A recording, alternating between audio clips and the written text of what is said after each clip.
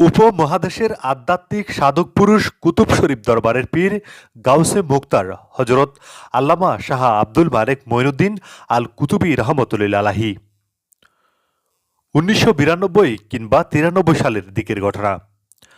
চট্টগ্রামের আনোয়ারা উপজেলার জৈনন্দী এলাকায় একবার দুপুর ১২টা নাগাদ হঠাৎ মালেক শাহ হুজুর আদেশ দিয়েছিলেন, দরবারে যারা খেদমত করতেন তাদেরকে হুজুর বললেন, নারিকেল গাছের আগায় রশি বাঁধো। ওইখানে যারা খেদমত করতেন তারা জানেন হুজুর যা নির্দেশ দেন তা সাথে সাথে পালন করতে হতো।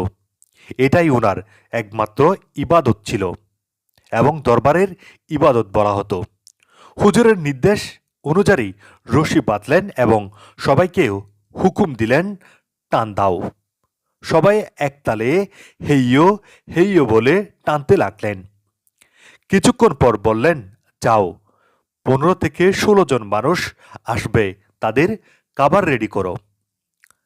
বিকেল ৩টা নাগাদ ১৫ থেকে ১৬ জন লোক বেজা এবং বিধ্বস্ত অবস্থায় দরবারে প্রবেশ করলেন এবং দরবারে ঢুকে হাও মাও করে কাঁদতে কাঁদতে বললেন, আমরা সাগরের বোট নিয়ে গিয়েছিলাম মাছ ধরতে, কিন্তু হঠাৎ চলন্ত অবস্থায় তুফান এসে ঢেউয়ের তোড়ে আমাদের বোট পানিতে ডুবে গিয়েছিল। আমরা বাঁচার জন্য চিল্লাচিল্লি করছিলাম। আমরা মালেক শাহ বাবাজানকে উচিলা করে আল্লাহকে ডাকছিলাম।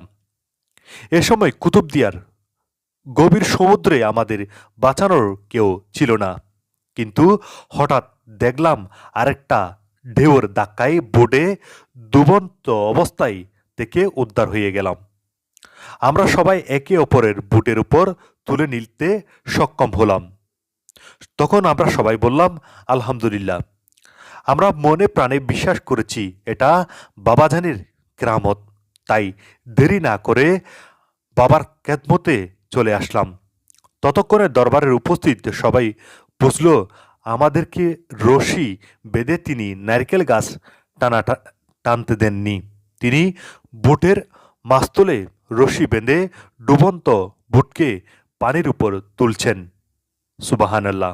শুধু তাই নয়, ১৫ থেকে ১৬ জনের খাবারও আয়োজন করতে বলেছিলেন বিপদগ্রস্ত লোকদের জন্য। এটাই ছিল মালেক শাহ হুজুরের অত্যন্ত কেরামত। আমির হামজা, বিহঙ্গ টিভি,